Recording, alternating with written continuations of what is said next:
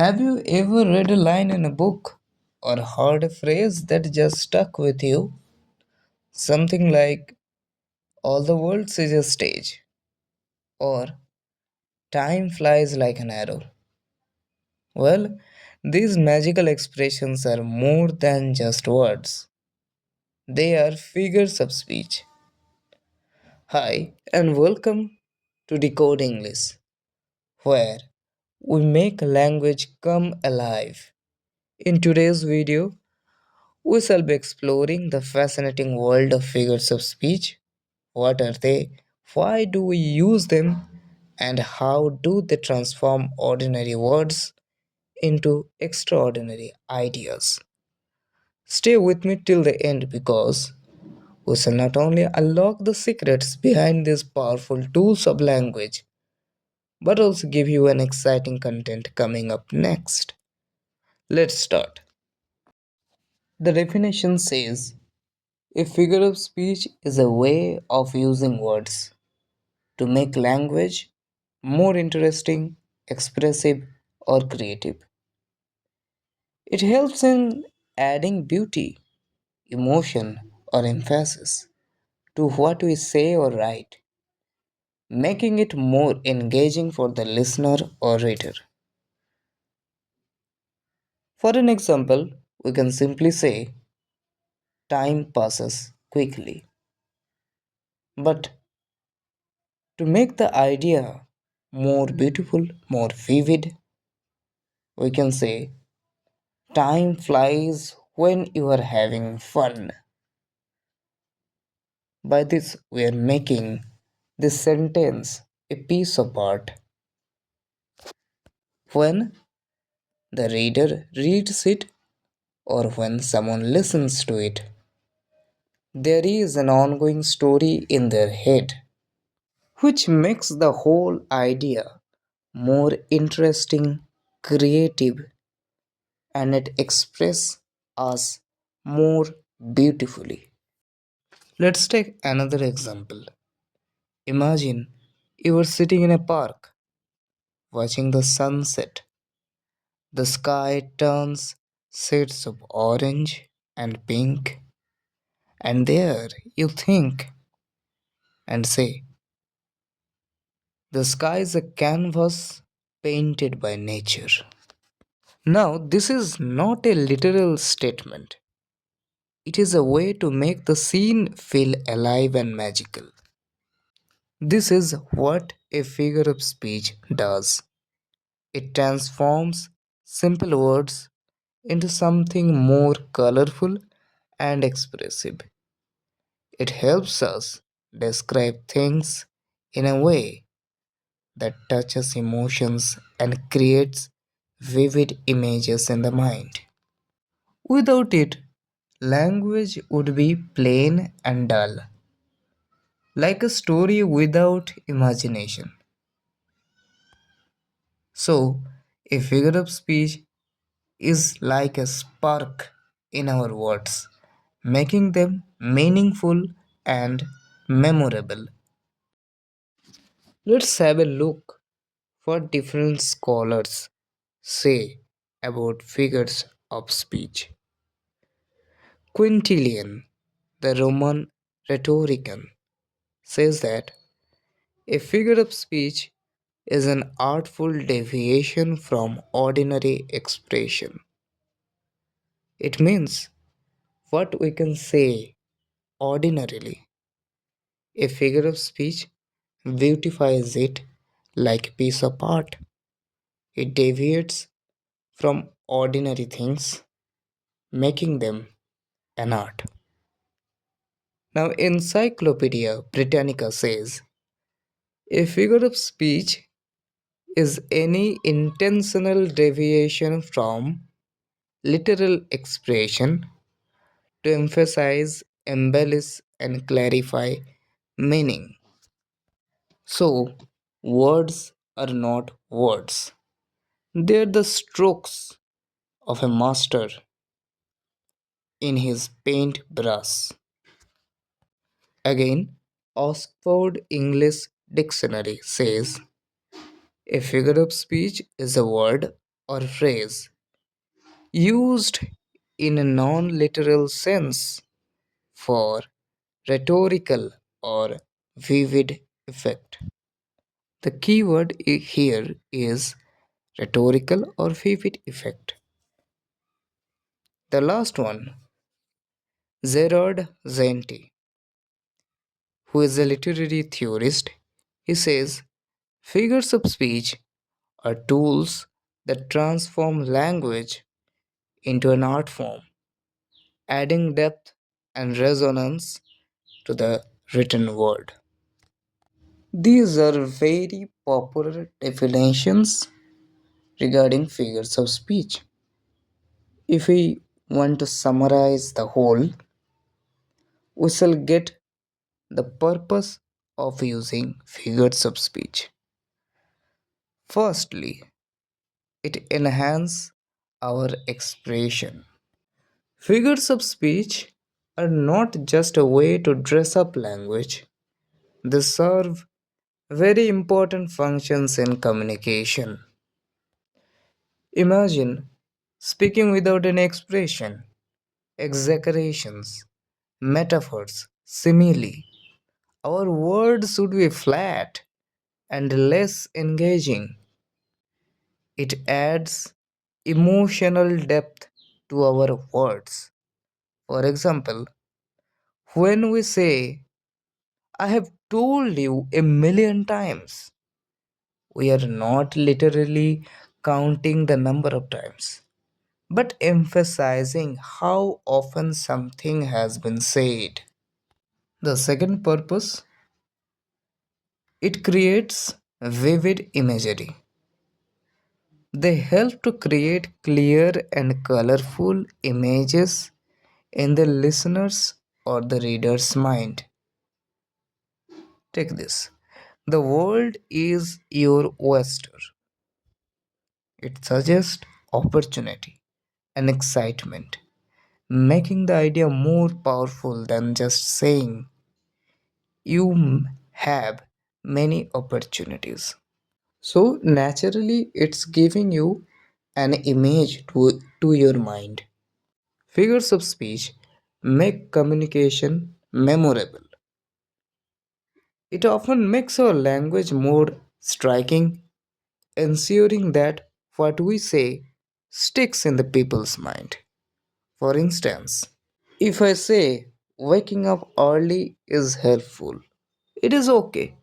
But when I am saying the early bird catches the worm, that means it creating a story that the bird which gets up early feeds itself. He catches the worm. He gets the opportunity. So waking up early is very much helpful. Figures of speech sometimes add persuasion or humor. In the speeches, debates, it persuades people, amuses people. So, the use of the phrase break the ice does not just describe an action but makes an interaction feel lighter and more comfortable. Figures of speech are used to simplify complicated concepts by comparing them to something familiar. We know that life is a journey,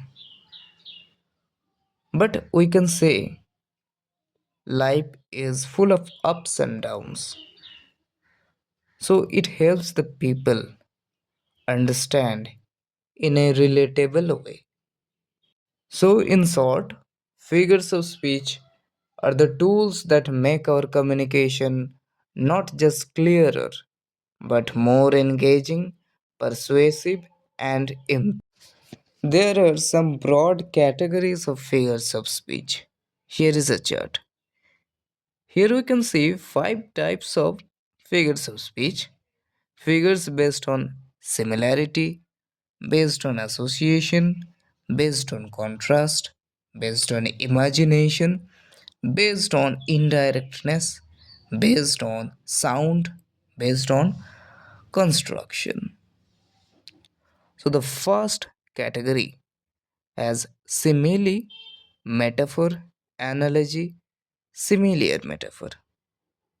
So these types of figures of speech draw comparisons between two types of things which are alike in some way. In simile, we compare two things with using expressive words like as. These are our expressive words. He is as brave as lion. Here we have the use of word as. In metaphor, these expressive words like as, these will not be there, but we will be comparing directly two things. I give you an example. Time is a thief. Now here time is compared with a thief, but there is no use of words of like, as, etc. In analogy, there is explaining of something by comparing it to something more familiar. Life is like a box of chocolates. This is analogy. Again, in figures based on association, we have associating one thing with another to create a meaning. There is metonymy, which means using something closely related to the thing meant. So, if we say that New Delhi has issued a statement, this means the Prime Minister has issued a statement. Again, we have synecdoche, using a part of something to represent the whole, or vice versa. We have transferred epithet, that means transferring an adjective from one noun to another. A sleepless night. So, night cannot be sleepless, but by using this expression, a sleepless night, we are indicating to a person who did not sleep at night. Again, we have figures of contrast, which highlight differences or contradictions. Under this, we have antithesis, epigram, oxymoron, climax, anticlimax. In antithesis, we place two opposite ideas together to create a contrast. Like, it was the best of times, it was the worst of times. The best and worst are placed together in a sentence. Again, we have epigram, which is a short, witty remark or paradox. In oxymoron, there is combining contradictory terms. There is deafening silence. In climax, the arranging of words or ideas is done in an increasing order or importance. I give you an example. I came, I saw, I conquered. This is a very popular quote. So, coming, seeing, and conquering. The words are arranged in an increasing manner. The opposite is the anticlimax. In anticlimax, there is a sudden decline or let down from a higher point to the lower point. The general died, the army was defeated, and his dog was lost. You can see The difference: the general, the army, and the dog. There is a sudden decline. On figures of imaginations, we play with concepts or ideas in an imaginative way. For example, in personification, we give human characteristics to non human things. The wind whispered through the trees. Whispering is a verb which is contributed to us, the human beings.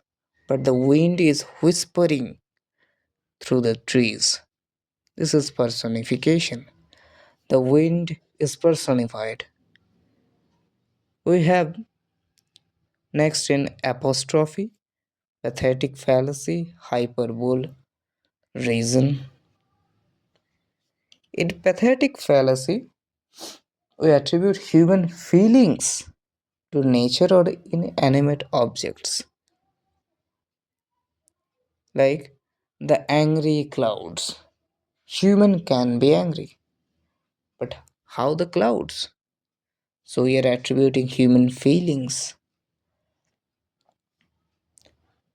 We have figures based on indirectness, which express something indirectly, often for politeness or to create an effect. Where we have irony, irony is saying the opposite of what you meant. Like, it's cold outside, but you are saying, what a hot day. It's stormy outside, but you are saying, what a pleasant day. So these are irony.